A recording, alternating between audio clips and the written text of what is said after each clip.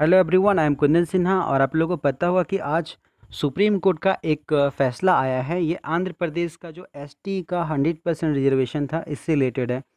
झारखंड वासियों के लिए, झारखंड के छात्रों के लिए ये इम्पोर्टेंट इसलिए है क्योंकि सोनी कुमारी केस का जो फैसला रिजर्व हो चुका था हाई कोर्ट में, ये हाई कोर्ट के द्वारा कहा गया था कि ऐसे ही एक केस जो कि आंध्र प्रदेश वाला केस है, सुप्रीम कोर्ट में उसका फैसला आना बाकी है। तो आज वही फैसला आया है और इसी से प्रभावित होगा हमारा हाई कोर्ट का जजमेंट जो आने वाला है, रिजर्व हो चुका है। तो बात करते हैं क्या फ़ैसला आया और इसका क्या प्रभाव पड़ सकता है। सबसे पहले देखते हैं फैसला क्या आया। तो फैसला था 100% ST reservations for teacher post in scheduled areas unconstitutional. ये कहा गया है एससी का कॉन्स्टिट्यूशनल बेंच के द्वारा। मतलब कि जो 100% एसटी का रिजर्वेशन था ये असंवैधानिक है। कहाँ पे? शेड्यूल्ड एरियाज़ में। तो ये तो लगभग तय था कि ये तो आ ही सकता है, क्योंकि 100% आप जातिगत आरक्षण नहीं दे सकते हैं। तो ये तो लगभग तय था कि ये आ सकता है। लेकिन चलिए, मैं कुछ मुद्दों पे जो बात करने वाला हूँ वो मैं यहाँ बताता हूँ। सबसे पहले कि जो सोनी कुमारी का केस था और ये जो आंध्र प्रदेश का केस था, ये दोनों में अंतर क्या है। सोनी कुमारी का केस में ये है कि झारखंड को 11 डिस्ट्रिक्ट और 13 डिस्ट्रिक्ट में बांटा गया है। अब जो डिस्ट्रिक्ट को रिजर्व किया गया था, वो डिस्ट्रिक्ट में उस डिस्ट्रिक्ट के जो छात्र थे वो उसी डिस्ट्रिक्ट के छात्र भर सकते थे। लेकिन वहाँ पे जो रिजर्वेशन का क्राइटेरिया था वो 100% नहीं किया हुआ था। आप इसको थोड़ा समझिए। 100% वहाँ पे वो डिस्ट्रिक्ट रिजर्व था, लेकिन जो उसका कैटेगरी जो रिजर्व था कास्ट बेस पे नहीं था, वो क्षेत्र बेसिस पे था।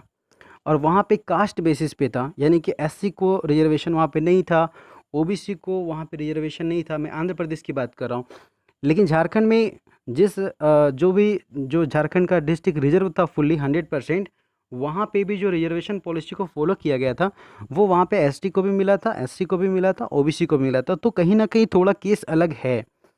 और ये बात है। दूसरी बात कि अगर ये केस यहाँ पे झारखंड में भी इसी के अकॉर्डिंग फैसला देना है, क्योंकि हाई कोर्ट का कहना है कि ये मिलता जुलता केस है और इस अकॉर्डिंग अगर फैसला देना है, तो यहाँ पे एक चीज़ और सामने आती है। वो ये है कि अगर ये नियोजन नीति गलत है, यानी कि 11 डिस्ट्रिक्ट और 13 डिस्ट्रिक्ट में नहीं बांट सकते हैं, यानी कोई भी आप डिस्ट्रिक्ट के बेसिस पे आप फुली रिजर्व नहीं कर सकते हैं, अगर ये गलत है, तो यहाँ से फिर बात आती है पंचायत सचिव वालों के लिए कि क्या पंचायत सचिव जो कि आखिरी स्टेज में है।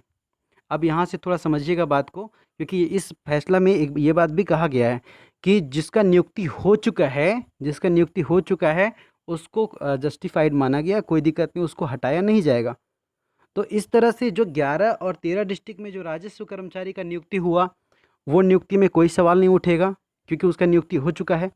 तो यहाँ पे अब हाई कोर्ट का विवेक पे इस बात को छोड़ना पड़ेगा कि जो अंतिम चरण में नियुक्ति के हैं, जैसे कि पंचायत सचिव का छात्र, उनको क्या उनका नियुक्ति को रद्द किया जाएगा या उनको उनका मेरिट लिस्ट एक बार के लिए दिया जाएगा। उसके बाद ये बोला जाएगा कि आगे से 11 डिस्ट्रिक्ट और 13 डिस्ट्रिक्ट को लागू ना किया जाए। तो अभी आज का जजमेंट में मैं आपको बस इतना ही कह सकता हूँ कि जो एक्सपेक्टेड था वही हुआ है।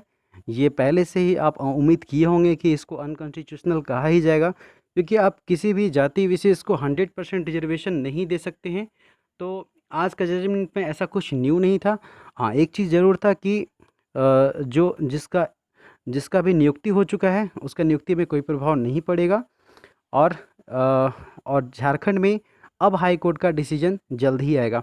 तो ये जानकारी आप लोगों को देना था। अगर अगर वीडियो अच्छा लगा हो और ऐसे ही इन्फॉर्मेशन आप और चाहते हैं तो चैनल को सब्सक्राइब कर लीजिएगा और अपने फ्रेंड्स का शेयर भी कर दीजिएगा। Thank you so much for watching the video.